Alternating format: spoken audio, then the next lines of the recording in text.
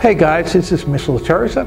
If you recall, the last time we were together, we were talking about different constellations that you see in the night sky.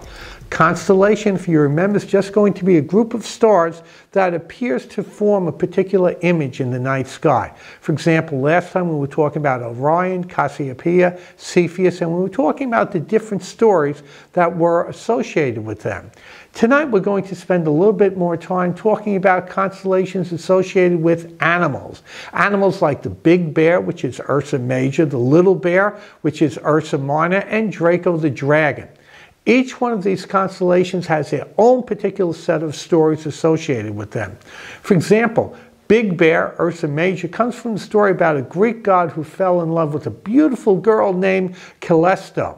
The only problem is that Zeus was already married to Hera. When Hera found out about that, she took Callisto and turned her into a bear. Boy, I tell you, one of the things I'm learning is you don't get those women angry back during that particular time period. Now it's going to get even more complicated. Callisto's son, Arcus, is a great hunter. He happens to come across his mother in the form of a bear. He's about ready to kill her when all of a sudden, bam!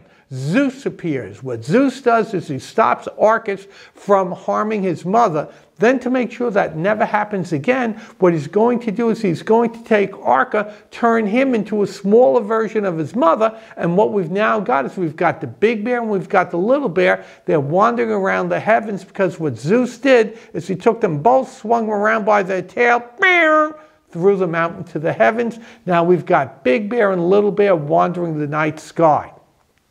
We could also take that story about the Big Dipper. Remember, the Big Dipper is part of the larger constellation, Ursa Major, or the Big Bear, and we could tell a story about, it's called Follow the Drinking Gourd. Follow the Drinking Gourd is a great story about songs that were sung by the slaves during the time period right before the American Civil War. In reality, this song, Follow the Drinking Gourd, is a map as to how the slaves can escape and find their way to freedom. Someday, when we're back in regular classes, we're going to do a separate lesson just about the story about Follow the Drinking Gourd. The Greeks and later on the Romans would also borrow ideas from previous cultures. For example, Babylonian folklore talks about a man named Gilgamesh who angers his queen. His queen sends the great bull of heaven to kill Gilgamesh. Gilgamesh, though, defeats the bull, takes the bull, zap, throws him into the night sky. In time later on, Gilgamesh is going to die. He's going to be put up into the night sky as well. The Greeks took these ideas, changed them around a little bit. The great bull of heaven now becomes Taurus the bull. Gilgamesh now becomes Orion the hunter.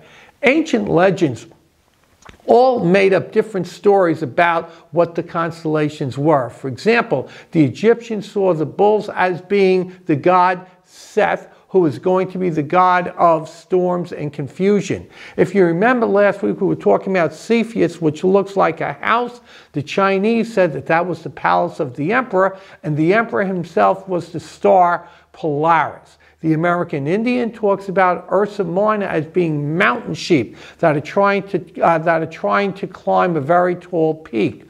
Scorpius is a scorpion created by the goddess Artemis. The idea of the scorpion is to kill Orion the hunter because Orion the hunter is bothering her. So Orion eventually gets killed by Scorpius. Remember what I told you guys? Back then, women were a lot tougher. And these stories go on forever, whether it be the Greeks, the American Indian, Egyptians, Chinese, Polynesians. They all have their own particular stories associated with the night sky. It's based upon imagination and creativity. That statue that we're looking at over there, that's the statue called Imagination, which is found around the Jefferson Monument. What I'd like you to do is use your own imagination. Here in the great state of Tennessee, there's a story about the Bell Witch Cave, and it's supposed to be haunted by the Bell Witch. What I want you to do is I want you to make up a story about the Bell Witch, take the stars, connect the dots over there, and now I want you to have your constellations associated with the story about the Great Bell Witch. Get away from the computer, guys. Go out into the night sky. Use your imagination like that. That's it. See you soon.